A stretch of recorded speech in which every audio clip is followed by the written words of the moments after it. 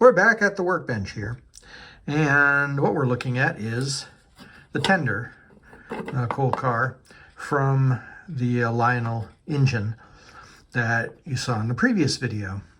And I took it apart. And as you can see, this is a common problem I discovered. This is a metal base on it. Now, this engine advertised itself as having the mighty sound of steam that Lionel came out with in the 1970s. And what that was a circuit board, and is basically just a white noise generator. And what this did is it basically created a sound, and it was tied by this wire to the engine, and every time the pistons of the engine moved in, it would make contact and send a signal to this thing. So it would go and the faster it would go, the more you'd hear go which is a really neat idea.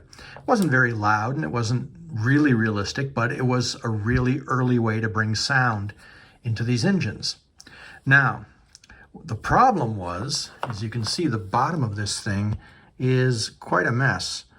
And that's because the way Lionel did it is they took a piece of foam rubber and they just set it down on here, and then they put this on top of the foam rubber, and after 50 years the foam just disintegrated, and that meant this thing was sitting on the metal base and the whole thing shorts out.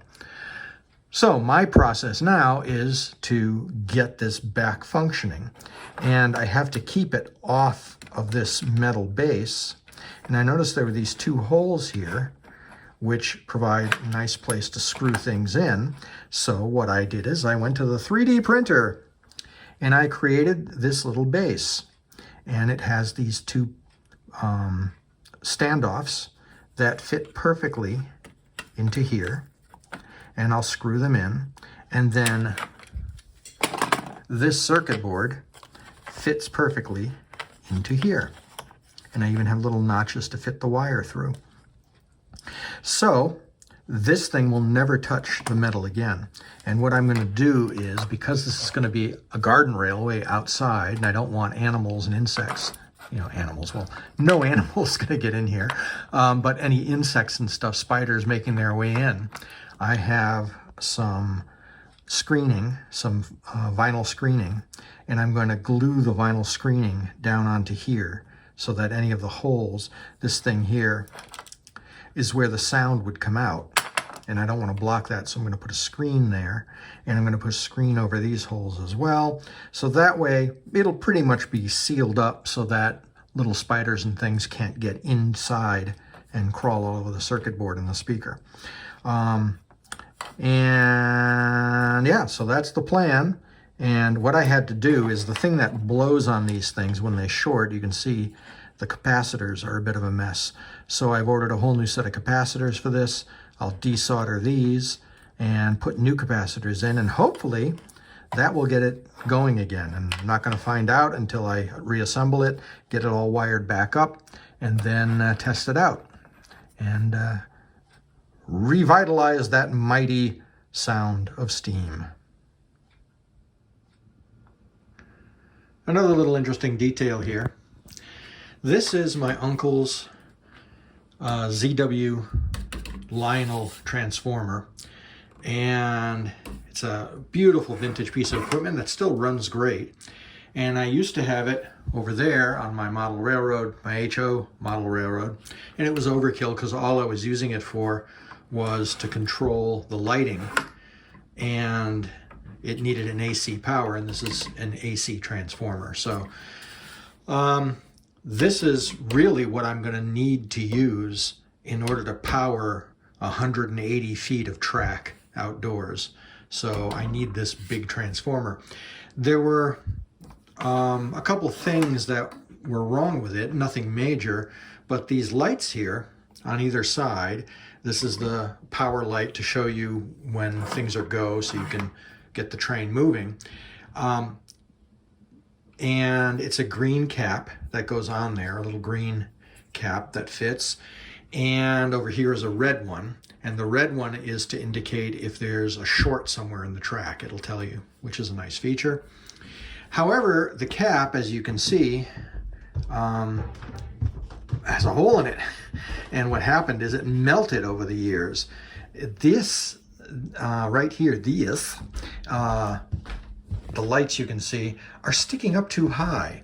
And it's a problem with the way it was constructed. I took this whole thing apart and found that there's steel base to this that you cannot adjust. It is basically riveted in place. And so these lights, these are the correct Lionel lights that go in here, are simply too high for these caps. So what I've decided to do is to 3D design and print new caps. I actually did order brand new caps online that are supposed to fit, but you can't screw them down because the bulb is too high up and it collides with the top of this. That's why that burned out. So I'm going to make new ones so that this will actually have the proper green and red caps on them, and they'll light up properly, but they won't melt away from the heat. So we're back at the workbench. As you can see, the vinyl screening is on. I used silicone caulk to put it in there, so that should last the rest of my life anyway. And I poked a little wire up through here.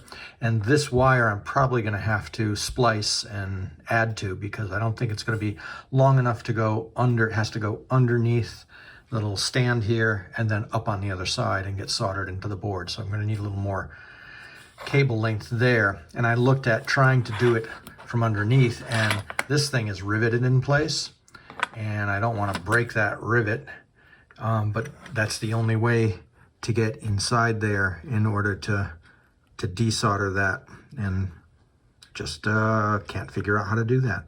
So I'm not gonna try to muck with that. I'll just splice onto here. That'll be easy enough with a piece of wire and then run it under there, and that should be fine. And as you can see, I did this as well over here. So all the holes are sealed up, no little spiders will get in, and there's still plenty of room for the sound to come out through those little ports there. So one more little detail done. Now I'm just waiting on the capacitors. When those come in, I'll be able to replace these, and then we'll try it out and see if we got sound.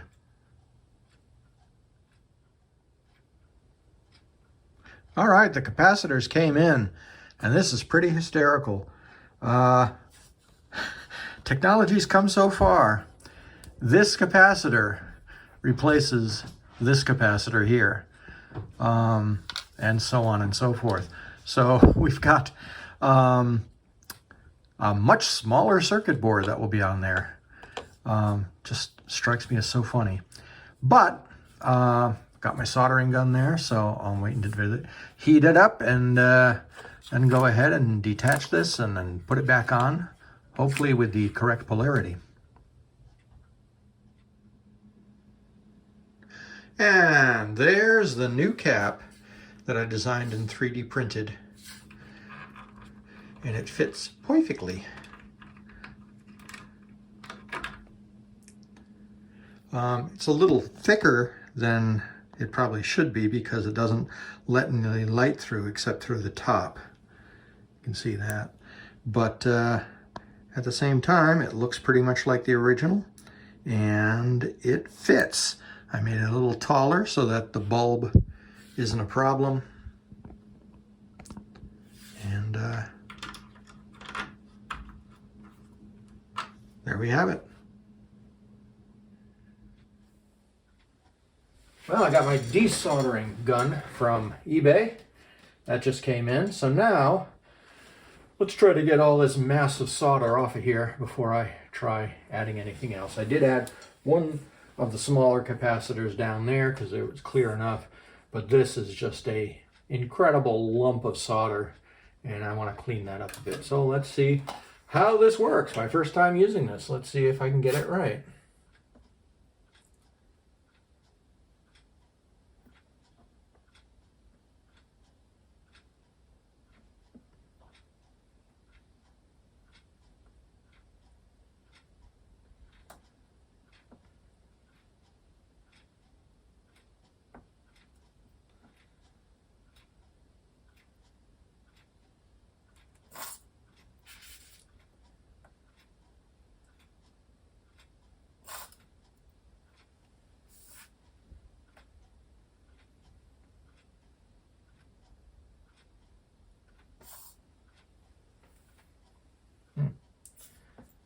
almost there.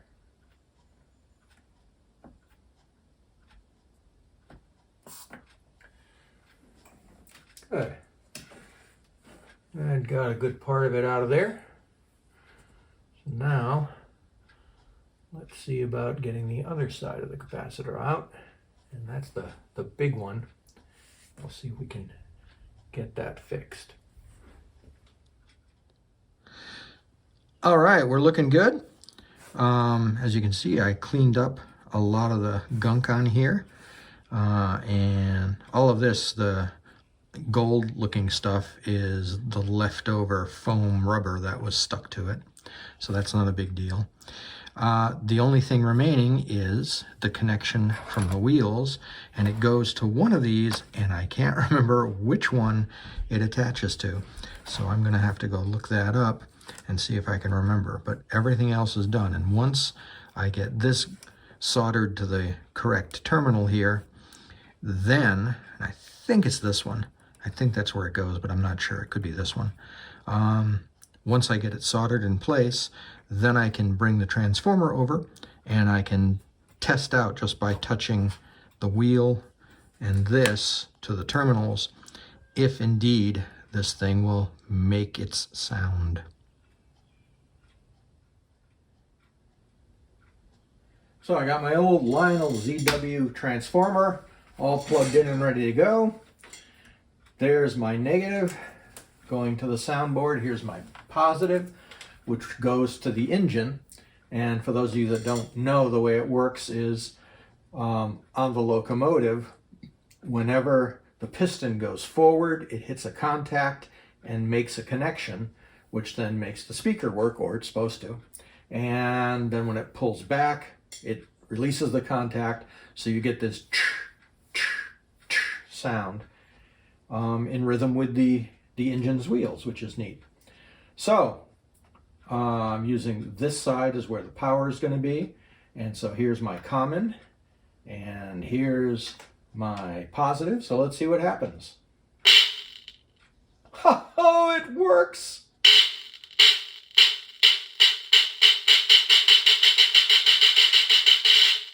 That is a lot louder than I expected.